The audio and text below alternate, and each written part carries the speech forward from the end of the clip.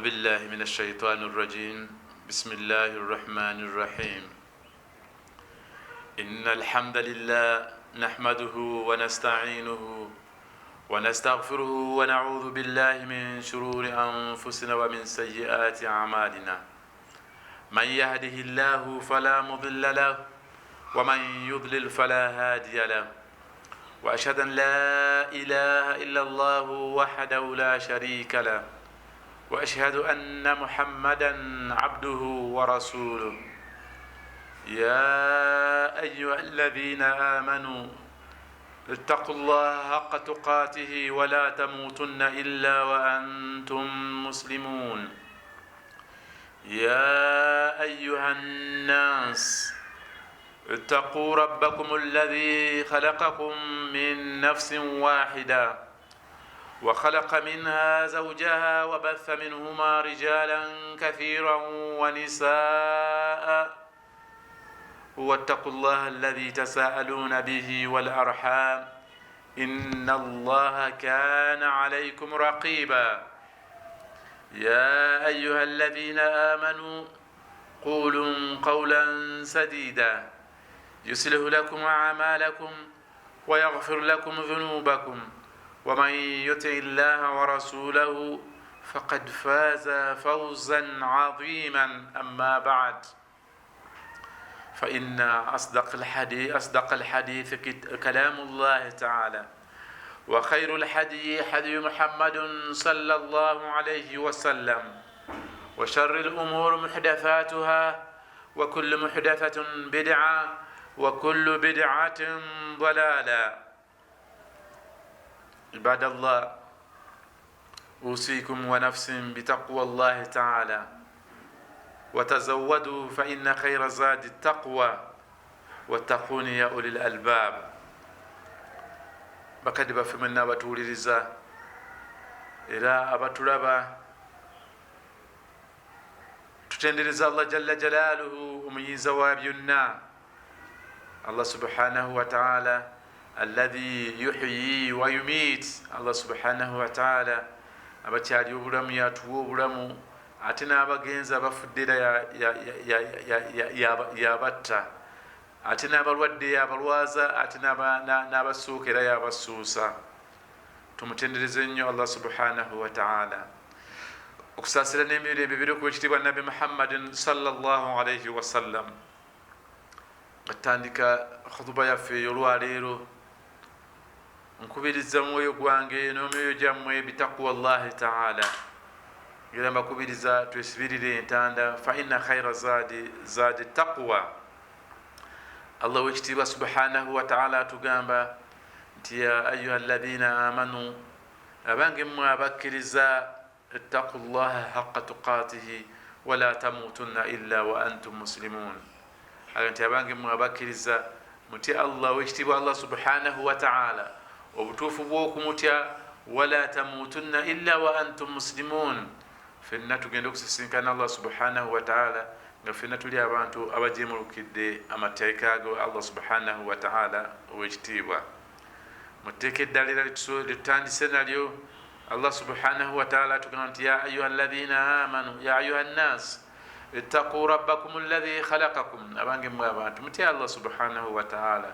katonda oyo gwe tubagamba okutya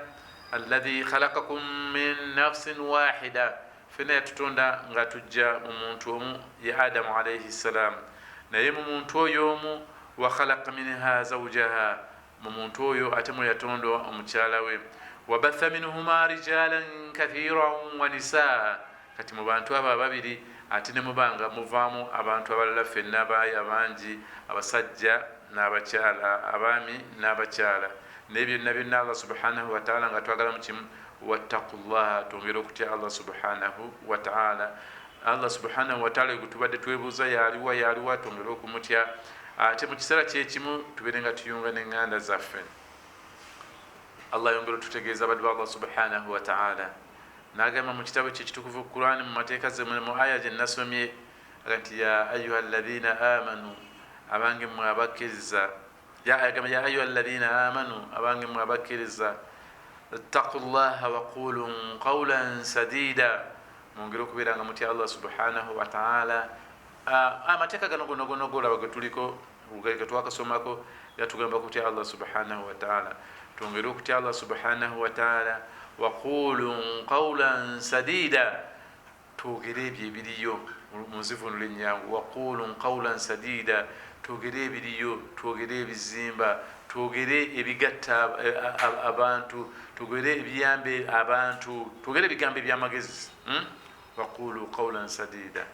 yuslihu lakum a'malakum. Ekyo nno bwe tunabanga tukikoze, bwe munabanga mukikoze ne mubanga mwogera bigambo biriyo, mwogera bigambo bigatta abantu, mwogera bigambo biyunga nganda, mwogera bigambo birungi. Yuslihu lakum a'malakum, kati emirimu gyammwe gyonna gye munaakola mujja kubanga bikola mirimu mirungi. Enkola eyo ejja kubanga ebasobozesa okukola emirimu emirungi. Wa yaghfiru lakum dhunubakum, Allah subhanahu wa ta'ala bwe tunabanga era tukoze bwe tutyo ajja kubanga atusonyiwa ebyo byaba bitusobyeko mu mazambi. Waman yuti illaha wa rasulahu faqad faza fawzan azima. Omuntu yenna anaatya Allah subhanahu wa ta'ala n'agondera n'owekitiibwa n'agondera Allah subhanahu wa ta'ala ajja kubanga yeesiimye olwesiima olwannamaddala. Amma ba'd, ebyo nga biwedde badde Allah subhanahu wa ta'ala mu khutuba yaffe eno y'olwaleero twagala kusoma ku mulamwa ogugenda okugamba انتشار مرض فيروز الكورونا رسالة من عند الله إلى البشر في جميع القارات. Omulama gugamba nti okusaasana kw'obulwadde buno bwe tuyita obwa COVID-19, bwe tuyita obwa corona, bwe tuyita obwa covid, okusaasana kw'obulwadde obwo bubaka obuva eri Allah subhanahu wa ta'ala. Buzze nga bubaka obuva eri Allah subhanahu wa ta'ala. Ngubaka obwo bugenda ila jamii albashar, bugenda eri abantu ffenna abali mu nsi muno, omugagga muffe n'omwavu muffe, omulamu n'omulwadde, ffenna omukkiriza n'atali mukkiriza, bubaka buzze eri Allah subhanahu wa ta'ala. So gwe mulamu ogwo gwe tugenda okuba nga twogerako mu kaseera kano. Badde Allah subhanahu wa ta'ala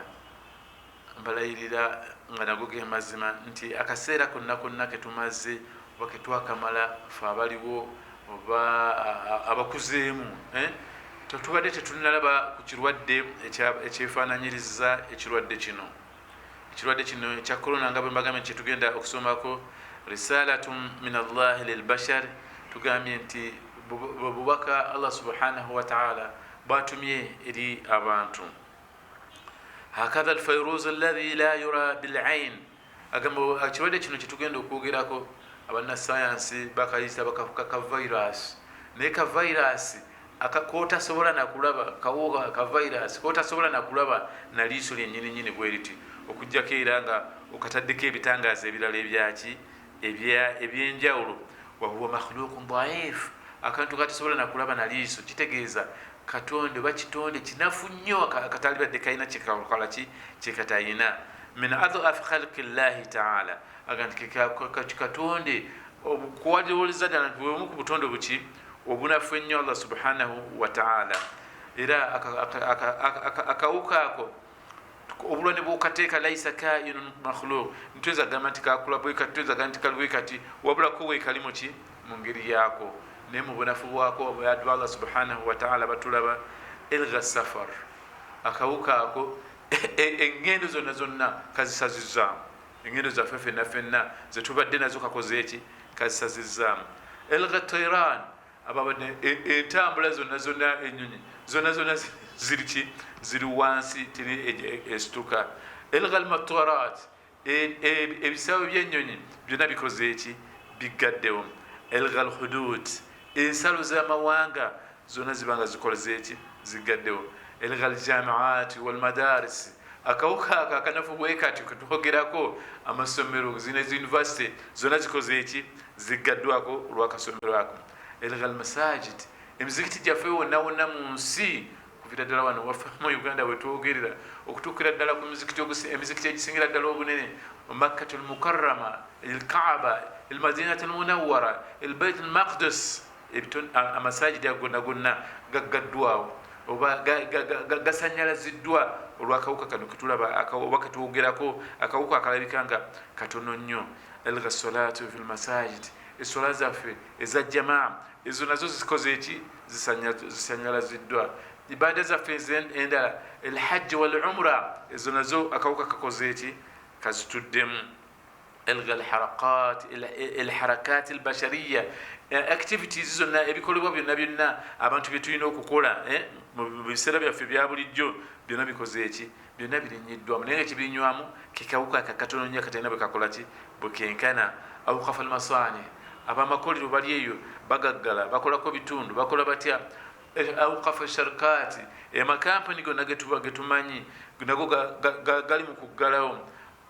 awukafa alamal emirimu gyonna gyonna giri awo gyonoonese emirimu gyonna gyonna giri awo gyonoonese algarrahlat nga bwe twagambye eŋŋendo zonna zonna tezikyaliyo atwala al iqtisadiyat economy yonna yonna eyonoonese seeno yaffe yokka ya uganda economy yonna mu nsi yonna yonna nayo eri mu kufaafaaganirwa ebyobusuubuzi byonna abantu bonna bali mu kufaafaaganirwa millions ne millions ez'ensimbi mu makampuni muki zonna amakampuni gafiiriddwa sente ezo abantu bafiiriddwa emirimu nga bwe twagambye algal harakati bi ardi kulliha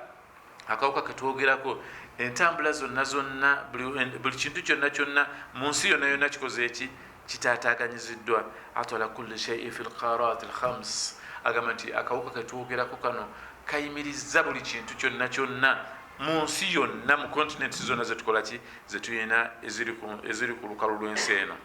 mudunun kubura muattala ensi enkulu ebibuga ebikulu byonna bikoze eki bikoseddwa biri mu kukosebwa mandaru lmudun mukhif endabika y'ebibuga kakati wonna byonna bwebitambulamu bitiisa na kutiisa otanga nga ebibuga wonna nga olinganga ali mu matongo kino ekyaffe ekya Kampala kyenjogereramu owamu n'okuba nti kyayimirizibwa nti okubeera ssaawa 3 nga temukyali akola ki temukyali atambula naye olwokuba olw'obuvunanyizibwa abamu betubeera nabwo tutambula mu ssaawa ezo olw'obuvunanyizibwa bwe tuba tubadde nabwo okusobola okuba nga tubatuusaako oluusi bino byetubatuusaako kubanga bino byetubatuusaako olumu kiba kiwetaagisa nga tulina kubibatuusaako ate mu budde obwo olwekyo twanabadde ntambulako mu kibuga omwo biseera ebyo ebisusa essaawa ezo naye nga ekibuga kyonna ogamba nti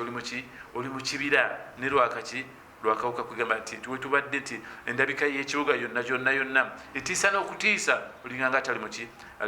atali mu kibuga si kino nno kyaffe kyokka ensi yonna okutwalira awamu New York bwefaanana Washington bwefaanana Paris bwefaanana Italy bwefaanana London bwefaanana Spain bwefaanana Beijing China bwonna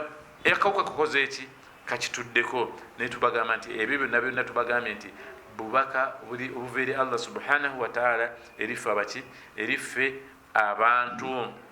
jala duwal al-udhma bi kulli ta'iratiha ensi zonna enkulu ensi zonna zetuyita enkulu n'ennyonyi zaazo n'ebyokulwanyisa byazo ebyomulembe ebinene emizinga chemical simanya weapon n'ebyani zino satellites byonna akawuka kakoze eki kabisanyalaza wa kullu ilmu wa tatawur buli ensi ezo twogerako ezirina obuyivu obwa waggulu nnyo bulina tekinologi obwa waggulu naye byonna olwaliro wenjogerera bino wembabuulira bino biyadi lfairusi assaghir alladhi la yura bilain biri mu mikono gyaki byonna bisanyalaziddwa mu mukono gwaki gwakavairasi akatono ennyo bwekati akatono ennyo kenza nakulaga akatono ennyo akatalabwa na liiso naye kakati mwebikola ki byonna mwebitudde so nga byo byamaanyi even badde Allah subhanahu wa ta'ala bagambye nti ebyo byonna bwazzenga buki bubaka Allah subhanahu wa ta'ala bwatutumidde ffe abaki ffe abantu ffenna tubenga twetereza tubenga tweddamu akawuka kano Allah subhanahu wa ta'ala katumye majje mu majje ga Allah subhanahu wa ta'ala basirikale ba Allah subhanahu wa ta'ala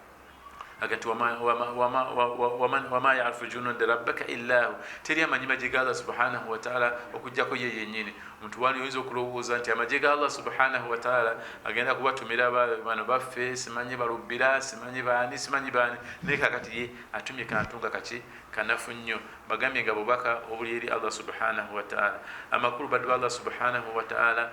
tukkirize nti wallahu alladhi la ilaha illa hu, Allah subhanahu wa ta'ala yekka ajja okubanga atumalirawo embeera zino. Tewali mulala yenna yenna ayinza kutaasa mbeera eno okujjako Allah subhanahu wa ta'ala. dhalikum allahu rabbukum la ilaha illa hu khalaqa kulli shay'in fa'buduhu wa huwa ala kulli shay'in waqir. Allah subhanahu wa ta'ala yoyo bwatu bwakolaki bwakola ebintu bye nga bwakoze eki nga bwabagadde. Tewali kimwesinzibwako tumusinze nga tusinza ye yekka, yatonda buli kintu kyonna kyonna. Allah gwe tuba twesinza ku buli kintu kyonna kyonna akirinako obusobozi. Badu Allah subhanahu wa ta'ala ekyokukola nga bwetuga nti embeera bwetu bweri falhalli an na'rifa Allah wa na'rifa manhajahu. Ekyokukola kyetulina kakati okukola nga bumaze okutegeera nga omubaka gwe batutumidde na biki kyetuyinza okukola n'embeera zetulimu. Ekyokukola kiri kimu kwe kumanya Allah subhanahu wa ta'ala n'okumanya biki byayagala era byayagala bikolebwe bitya bikolebwe butya mu nsi muno. Ekyokukola kyekyo wa an nastaqima ala amrihi, tubeere nga tutereera ku biragiro bya Allah subhanahu wa ta'ala era tusembere eri Allah subhanahu wa ta'ala. Batuyigiriza basalafu salih baga nti ma nazala albala'u illa bidambi. Obubonyobonyo obukemo endwadde nga bino bifaanana bwe biti byetulimu kakati tebika mu nsi, tebituuka mu ku bantu okul illa bidhambi, okujjako bibatuukako olw'okuba nti balina ebisobyo, balina ebyonoono bye baba bakoze. Ate kati bwe bibatuukako tebiyinza kuvaawo nga bwe tugamba nti tulinde biveewo, tebijja kuvaawo okujjako bivaawo illa bitawbatin, okujjako nga tukoze eki, nga twenenyereza omutonzi waffe Allah subhanahu wa ta'ala. Naye bwe tubanga tetukoze ekyo tujja kusigala nga tukyali mu mbeera eyo enzibu ejja okubanga etutuusaako obulabe nga bwe tulaba bwekakati bwe tukola ki bwe tulimu. Bategeezeza gye tuvudde nti buli kintu kyonna kyonna ensi weeri kyonna kyonna kiki kisannyanavu, naye nga ekireese ebyo ffe nnyini ffe tukoze eki, ffe tubireese. ma asaba al umami min al mu'addib, agamba nti bwe tunaabanga tukoze eki, bwe tunaabanga tetwetereza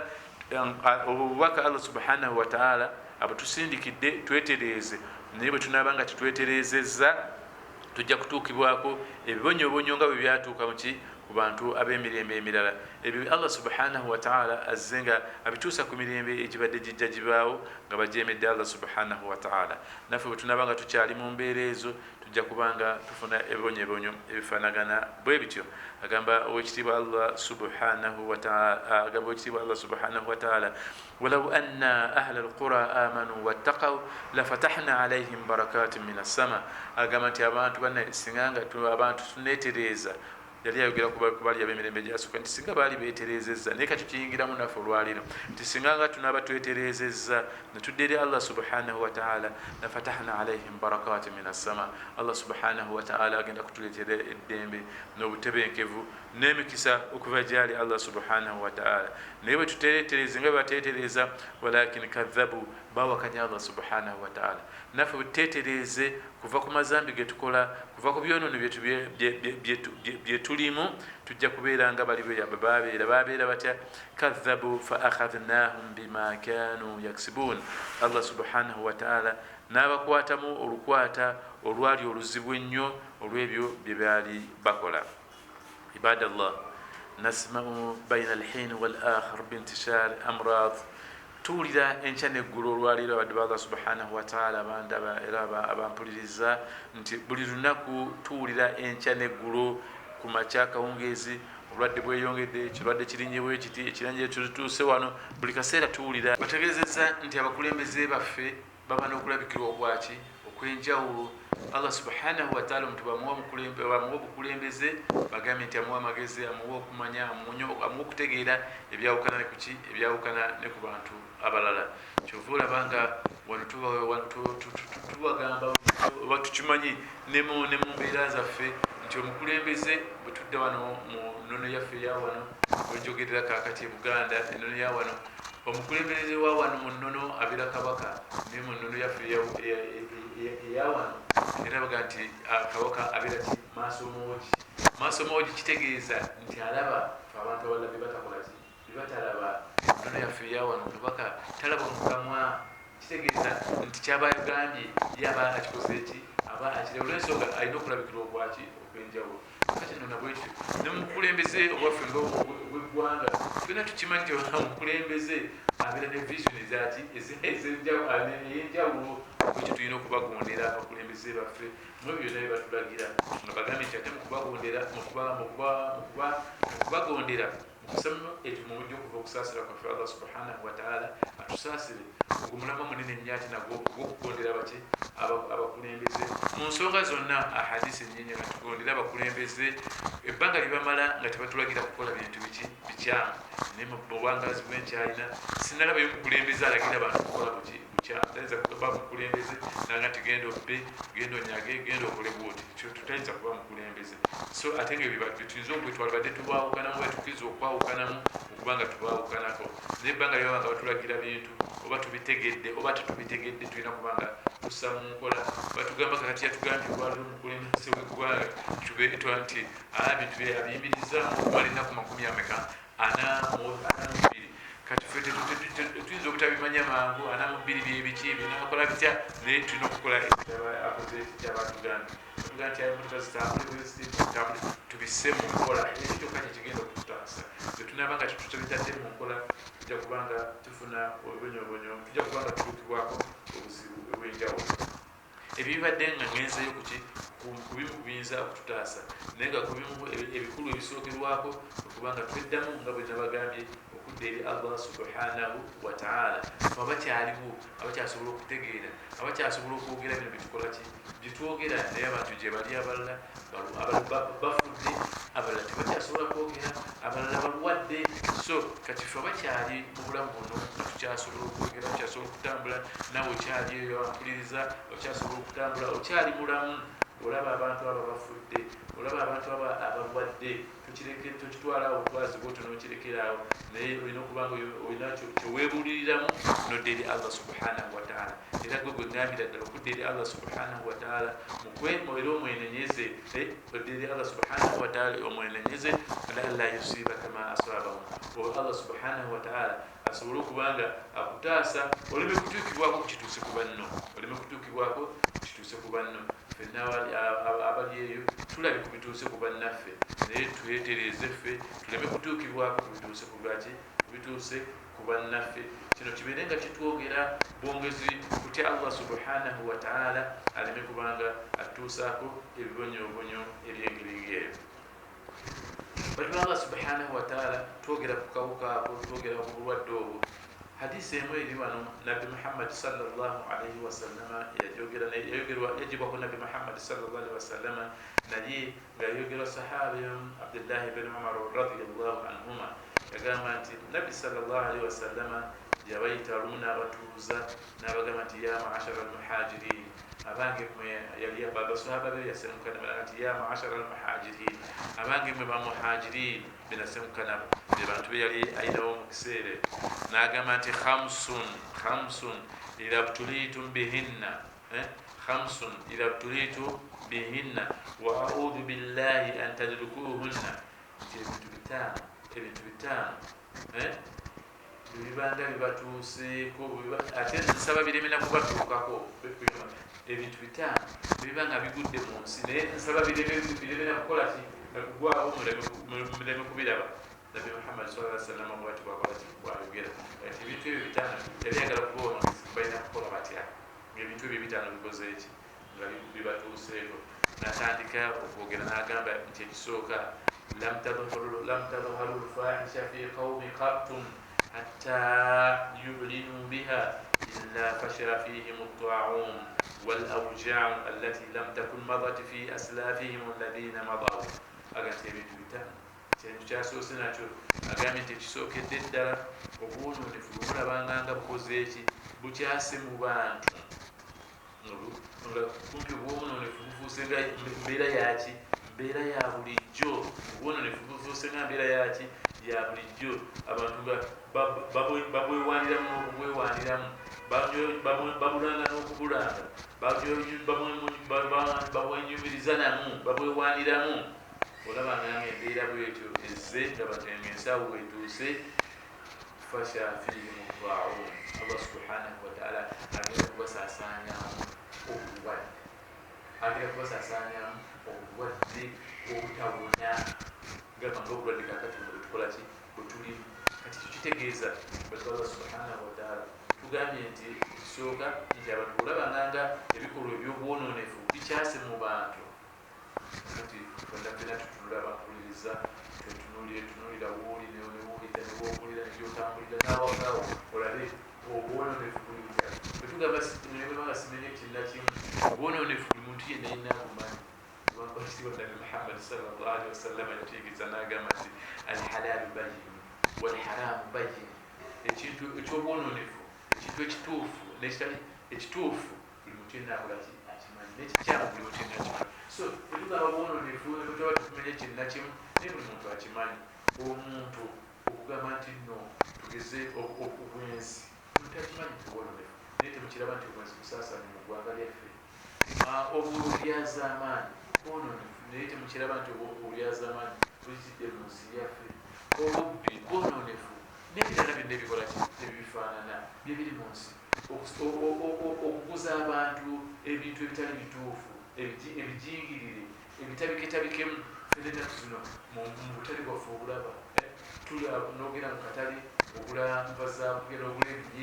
ebinyeebwa obanga bakatabikamu naye omuntu akikola ngaakitegedde era ngaakimanyi bwononefu so ebyo naye tebirimu mu nsi yaffe ensi yaffe kati awekolaki wetuuse nti ebyo olabanga nga bikoze eki nga bisaasaanye mu nsi nga tewalinabyogeddeku tewalinago bavunaanye omanyanga nti Allah subhanahu wataala agenda kutuleetera kino kakati kyatuleetedde nga bagambye nti kino akituleeta olw'ebyonono byaffe ekijja kuvaawo kujja kubateerezeza omuntu kubanga olumukatale otunda binyebwa otunda ebinyebwa otunda ebijanjalo nga bijanjalo otunda kino kyotunda nga kyekyo naye ebyo tulimu kakati ebimu bituleetera obuzibu obufaanagana bwetyo ekyo ekyali kimu ku ebyo agamba nti ebintu bitaano simanyi budde bunaba okkirizanyiza okubimalayo obutabimalayo ekyokubiri walam yankusu lmikaala walmizana illa ukhudhu bisinina washiddat lmuna wajuru sultana alaihim agati bwenolabanga abantu nga ensi yonna yonna ejjudde okubbiŋŋana mu bipimo ejjudde okubbiŋŋana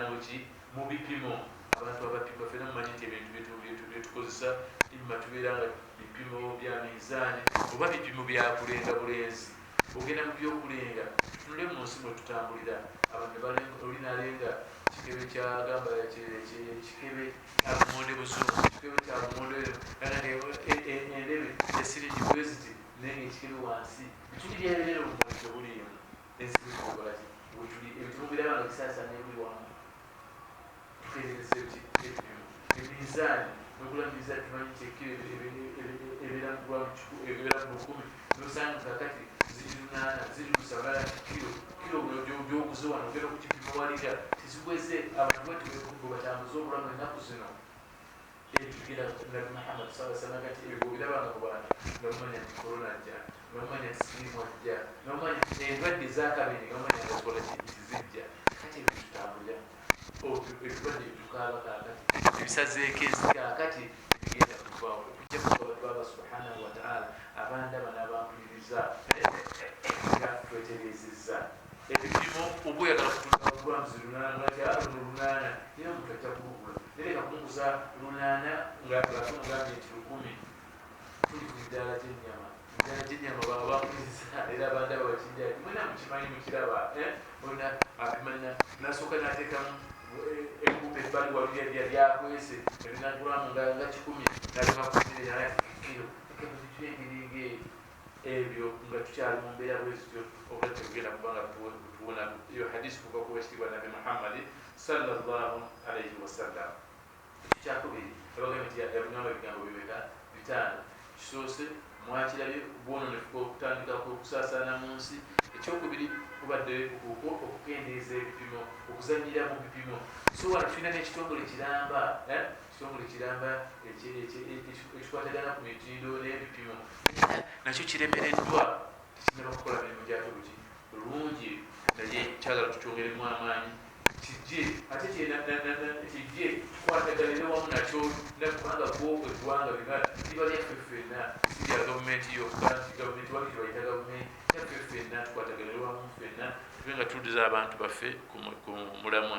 Ekyokusatu ekijja okutuleetera ebizibu walam yamunahu zakati amwalihim illa munihu lqataru min assamaa walawla albahaimu lam yamturu. Agamba nti omuna alaba nga ekiseera nga kituuse ngaabantu ebyokuwa zaka babivaako dda, nga abantu bokuwa zaka babivaako dda, omanyanga bumanya nti obulabe bukoze eki butuuse, nga Allah agenda kuleeta ebirwadde nga bino n'enkuba agisalako, n'enkuba yalibadde agisalirako ddala nga kikyatonyera naddala, naye agamba olwokuba nti Allah subhanahu wataala ate ayinamu ebitonde byebirala ebiwuka n'ebisolo atonyesayo enkuba emirundi egimu, naye yalibadde nga tagitonyesezza ddala olw'ebyo bitukoze, olw'ebyo kuba nti abantu tebawadde eki, tebawadde zaka.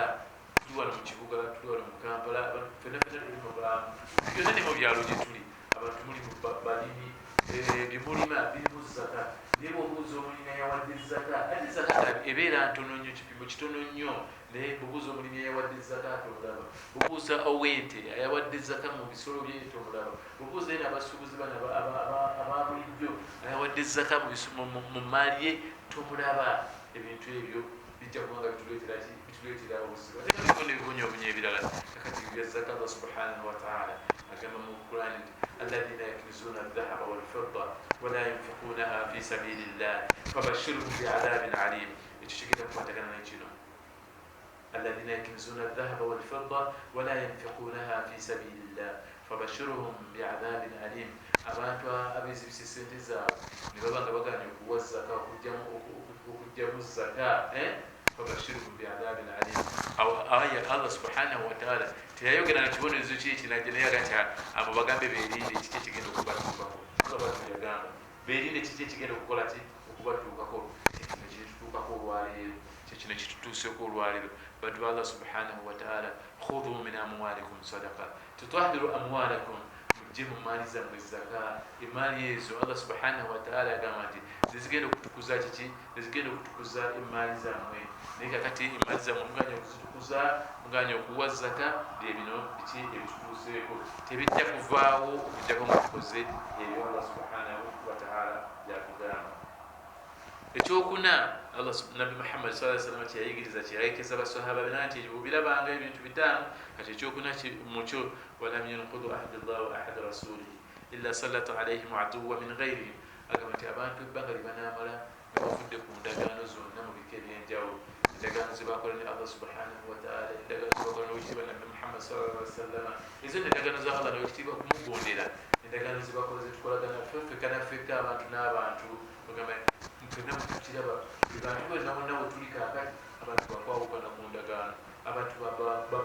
omuntu mulagaana nti akasente nja kakuleetera akawungezi saawa 10 okuba ku simu, naye esimu yagigyeko dda. Nja kukola bwe egamba ebintu byonna kumenya ndagaano. Kumenya ndagaano ebyo bibiri mu bantu biringanga ebitali ki, obutakyali nakizibu. Abantu fenna nga tukitambuliddemu gamba okukimanyira bumanyizi, kulimba bulimbi, ebyo bonna bwebiraba nga bikoze eki, nga bisaasaanye mu bantu, manya nti obulwadde bujja kubanga butuyisiza ddala bubi era tebujja kubanga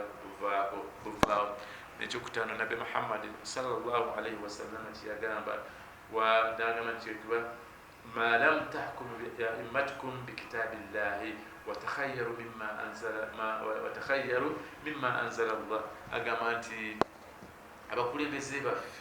naddala kakati abakulembeze baffe mu busiraamu ebbanga lyebanamalanga tebakyalamuza kitabu kya Allah subhanahu wataala, tebakyalamuza Quran. Abantu abasiraamu benyini nga tebakyayagala kubalamulira mu busiraamu. Okisanga kakati mu busiraamu Allah subhanahu wataala yateekawo ennamula, gamba mu miraafi, gamba mu ziwaaji, gamba mu baine, naye abantu laba nti mu miraafi kyembadde ntegeeza mu miraafi okubalimaaliza zaabafu, emaali y'abafu, naye abantu bwe bali wano nga basiraamu nga bamasherefe nga naye nga bagenda mu kooti yebeeramu emaali yaabwe, bagenda mu balooya be babalamula emaali yaabwe, tebalamuza kitabu kya Allah subhanahu wataala. Bakakaza mu bufumbo, bali mu bufumbo, obufumbo bwe balimu nga bagenda muki, bagenda mu kooti, bagenda mu poliisi, bagenda mu balooya, naye amateeka ga Allah subhanahu wataala wegali. Ensonga zaffe ezo bwetunabanga tutuzizza mu maaso ga Allah subhanahu wataala bino byonna byonna bijja kubanga bikituukako. Musobola z'obufumu ogenda musobola z'obufumu mu bakulembeze waffe kugenda ku poliisi oluddawa abasinga okukayanirayo basinga okukayanirayo abasinga okulwaniganirayo obuvuyo mu maka obuvuyo mu maka byonna byonna birimu mulitunga basiraamu n'abayahudi nene naye nga bawalimu baffe gye bali wansi bali bakola ku nsonga eyo bawalimu baffe bwe bali ensonga zemwali badde mubatwalamu bawalimu musobola ku poliisi ensonga zemwali badde mubatwalamu kubangatwala mu poliisi ensonga zemwali badde mutwala ewadisikaati musitute wa poliisi ensonga zemwali badde mutwala walibyombati musitute ku poliisi ensonga zemwali badde mutwala wamutu musitute ku poliisi ebbanga lyetunamalanga ebyo byetulimu obulwadde Allah subhanahu wataala ajja kubutuleetera era bingi mu byo tajja kubanga abitujjako. Kakati kyova olaba ibadallahi subhanahu wataala nga Allah subhanahu wataala atuleetedde ebizibu ebyo olwokubanga tukoze eki olwokubanga tuyitirizza okwonoona mu maaso ga Allah subhanahu wataala. Kakati ekyokukola yajibu ala almuslim an yalama anna al-amradu wa awbi'a min junudillah, bannange tumanye nti kati ebirwadde ebyo obuzibu buno bwe tulimu min junudi akawuka ako min junudillahi taala gamu ku magye ga Allah subhanahu wataala gakoze eki gatusindikidde. Wama ya'lamu junuda rabbika illa hu, tewali ayinza kumanya jiri Allah subhanahu wataala bwe lifaanana kujjako Allah subhanahu wataala yalimanya. Musakharatun mudabbaratun bi amrihi subhanahu wataala, agamba nti ejjeeri Allah subhanahu wataala alisindika nga liri ku biragiro bye ye nga likola nga Allah subhanahu wataala bw'aba akoze eki bw'aba aliragidde. Bakubiriza baddu ba Allah subhanahu wataala twerongoose tuddemu tumanye nga bwe mbagambye nti bino bitutuuseeko olw'ebyo bye tuba tukoze. Ma aswabakum min musiba min musibatin fabima kasabat aydikum wa ya'fu an kathir, bino obuzibu bwonna bwonna buzzeewo naye tumanye nti buzzeewo olw'ebyo ffe bye tukoze. Ate nno n'ebimu Allah subhanahu wataala aleka na bulesi naye nga tukoze ebintu ebitasaana na kukolebwa. Ebimu akola ki? Aleka na bulesi. Tuli mu mulembe nga tukola ebintu ebyazikiriza emirembe, tuli mu mulembe gw'ebisiyaga. Tumukimanyi baddu Allah subhanahu wataala nti ebisiyaga byazikiriza mulembe mulamba Allah subhanahu wataala naguzikiriza nakuzikirira mu mazzi. Kati olwaleero tuli mu mirembe, ebisiyaga mu prisons biyitirivu, ebisiyaga mu masomero, ebisiyaga mu makubo, ebisiyaga luddawa kifuuse nga batuuse nakusaba babaweyo etteeka nga liribakkiriza tubirangirire. Manyi baddu Allah subhanahu wataala nti ebyo kyetulimu kigenda kutuleetera biki? Bizibu byereere. Tweddemu tubenga twetereeza mu maaso ga Allah subhanahu wataala. Tubagambye nti okutasaasaana kw'obulwadde buno busaasaanye nga ffe tetwefiiriddeeyo. Allah subhanahu wataala n'abanga atutuusaako ebibonyobonyo ebifaanana bwe biti. Baddu ba Allah subhanahu wataala abakyalinawo akadde nga tunaba kufuna bulwadde buno, era tusaba Allah subhanahu wataala atukingirize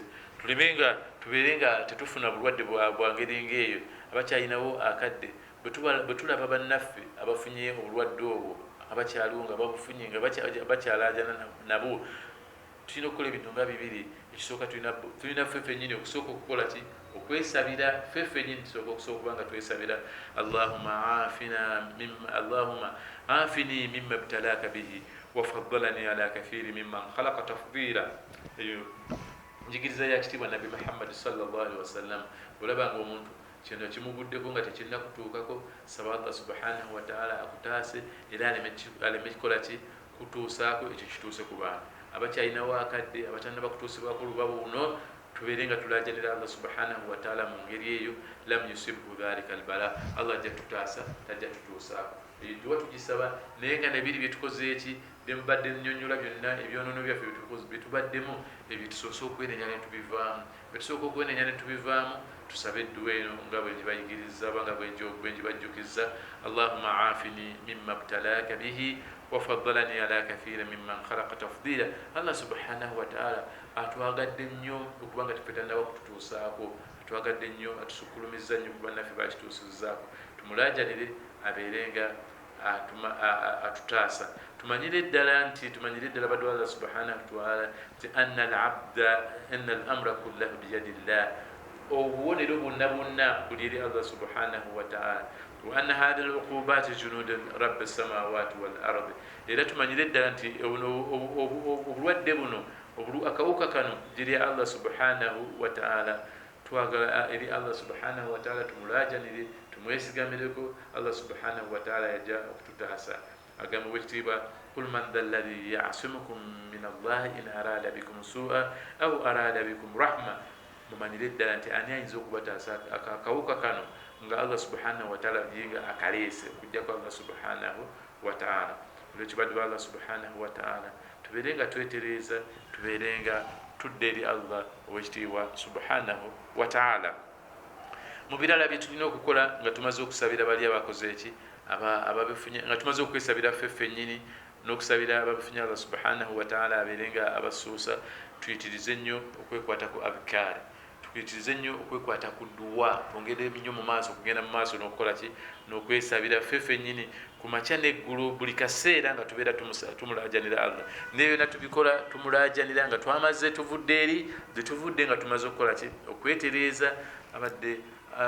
abba banne mu minzaani abadde abba banne mu mitendera abadde mu byobwenzi abadde mu byakingo ebyo byonna nga tumaze kukola ki kubivaako betubivaako nga tudda muki akalwadde kano bwekazize ne weewuunya nga ate abantu era tukyabbiŋŋaniramu abantu tuli munankani mu ntambula tiwalina kikyakyuseeko emotoka okugirinnyako okuva wano bakubisizaamu emirundi emeka bakoze batya ebyo byonna byonna twetereeze omuntu kola ekyo kyennyini kyobadde oteekeddwa okukola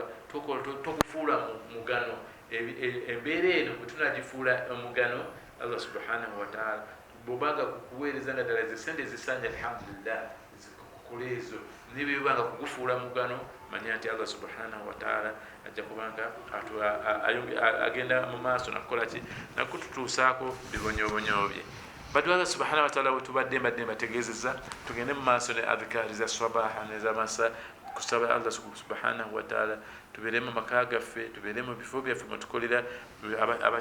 abakyasobola okubituukamu nga tusaba Allah subhanahu wa ta'ala kututaasa mulimu ku dduwa nabbi Muhammad sallallahu alaihi wasallam ziyatuyigiriza okubeera nga twesabira nga tutuukiddwako ebintu ebifaanana nga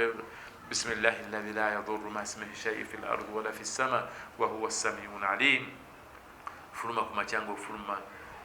osome edduwa eno bismillahi alladhi la yadurru ma ismihi shay'un fil ardi wala fis sama wa huwa as-sami'un alim kisome emirundi esatu ng'ofuluma wakaawo bismillahi alladhi la yadurru ma ismihi shay'un fil ardi wala fis sama wa huwa as-sami'un alim duwetegeeza nti nfuluma wano nga nfuluma ku linnya lya Allah subhanahu wa ta'ala nfuluma nga nfuluma ku linnya lya Allah subhanahu wa ta'ala alladhi la yadurru ma ismihi shay'un fil ardi omuntu abaali asomye erinnya lya Allah subhanahu wa ta'ala tewali kiyinza kumutuusaako kabenje kuno ku nsi tewali kiyinza kumutuusaako buzibu kuno ku nsi yadde mu ggulu wa huwa samiun alimu katonda awuliriza era ayanukula ekyo bona okisaba emirundi esatu ekitibwa nabbi Muhammad sallallahu alaihi wasallama yatuyigiriza n'agamba nti omuntu oyo tajja kutuukibwako bulwadde olwekyo mbakubiriza abandaba era abampuliriza nti tubeere buli kaseera tofuluma waka okujjako ng'osomye edduwa eyo tofuluma waka okujjako ng'osomye edduwa eyo akaseera kekimu tubeere nga twekwata ne ku dduwa endala edduwa bwe ziri nnyingi ng'ofulume waka tusomye eri endala ni waliwo n'edduwa endala nnyingi tujja kuba nga twongera okuzikola ki okuzibatuusaako mu mikutu gyonna gyonna egy'enjawulo nga bwe tunaba tusobodde دوينغرا بسم الله توكلت على الله لا حول ولا قوة إلا بالله بسم الله توكلت على الله لا حول ولا قوة إلا بالله بسم الله توكلت على الله لا حول ولا قوة إلا بالله الدواء نيوجي سمانغو فلمي يوكا وكمانتي دوي بونومانغو جسومي الله سبحانه وتعالى أجاكوبيرانغا أكتاسا واتسمي سمى القرآن والسورة المعوذات السورة ذات زتويت المعوذات السورة تزماني قل هو الله أحد قل أعوذ برب الناس قل أعوذ برب الفلق إذا سميكم أجنا كونجز سميكم أجنا كونجز سميكم أجنا كونجز إبي بنات بيكون بدو الله سبحانه وتعالى تسولو كبيرانغا tuva mu kizibu kino kitulimu kakati olwaleero tewali kigenda kutujja mu kizibu kino wabula ebigenda okutujja mu bizibu bino babibategeezezza nti kweddamu fenna mu mazambi gali nabbi Muhammad sallallahu alaihi wasallam ge yakola ki ge yalaga nti aga mazambi omuntu bwe ganaalabika mu bantu Allah subhanahu wa ta'ala agenda kutule amazambi galabise fenna tukkiriza weegali kakati ekyokukola kyekyo n'ekyokukola kyekyo tubanga tumaze okugavaako kwesabira tubenga Allah subhanahu wa ta'ala atutaasa Allah bwe tunaabanga tukoze ekibwa tunaabanga twesabidde nga tukoze bwe tutyo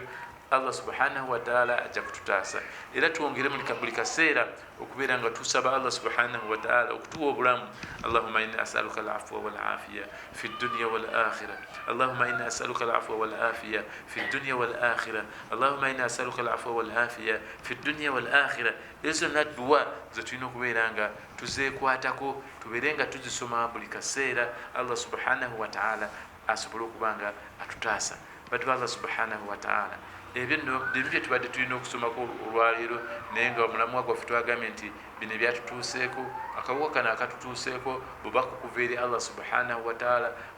bwatumidde ensi eno yonna okuba nga yeetereeza okuva mu ebyo ebintu nga bwe mbibategeezezza tudde ku mulamwa tudde mu kwesinza Allah subhanahu wa ta'ala ebyo bwe tunaaba nga tubikoze tujja kubanga Allah subhanahu wa ta'ala atuddiramu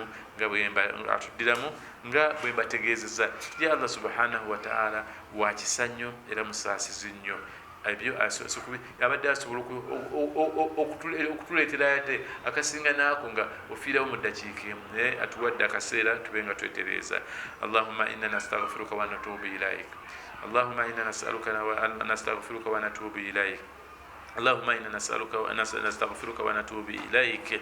ربنا لا تؤاخذنا بما فعل السفهاء منا ربنا لا تؤاخذنا بما فعل السفهاء منا اللهم ارفع عن المسلمين البلاء والوباء اللهم ارفع عن المسلمين البلاء والوباء اللهم ارفع عن المسلمين والمسلمات الوباء والبلاء يا ذا الجلال والإكرام اللهم إنك عفو كريم تحب العفو فاعف عنا اللهم إنك عفو تحب العفو فاعف عنا ربنا تقبل منا إنك أنت السميع العليم وتب إلينا يا مولانا إنك أنت التواب الرحيم اللهم إنا نعوذ بك من البرص والجنون والجزام ومن سيء الأسقام اللهم إنا نعوذ بك من البرص والجنون والجزام ومن سيء الأسقام اللهم إنا نعوذ بك من البرص والجنون والجزام ومن سيء الأسقام برحمتك يا أرحم الراحمين اللهم باعد بيننا وبين سيء الأسقام كما بعدت بين المشرق والمغرب اللهم نقنا من سيء الأسقام كما ينقى الثوب الأبيض من الدنس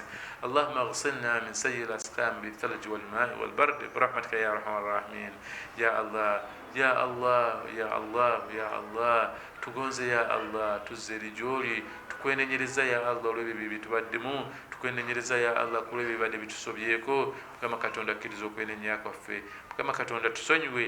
Katonda tusonyiwe tutubonyaabonya tutuwetera bibonyobonyo olw'ebyo babikoleddwa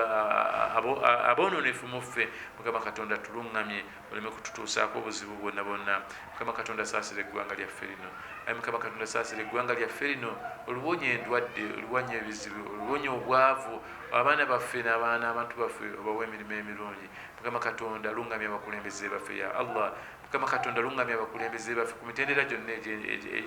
egy'obukulembeze obawa amagezi n'okutegeera n'okumanya ayi Mukama Katonda naffe otuwe okubagondera Mukama Katonda tuwe okubagondera basobole okukulembera eggwanga lyaffe obulungi ayi Mukama Katonda luŋŋamya abakulembeze baffe basobole okutukulembera obulungi basobole okutuusa eggwanga lyaffe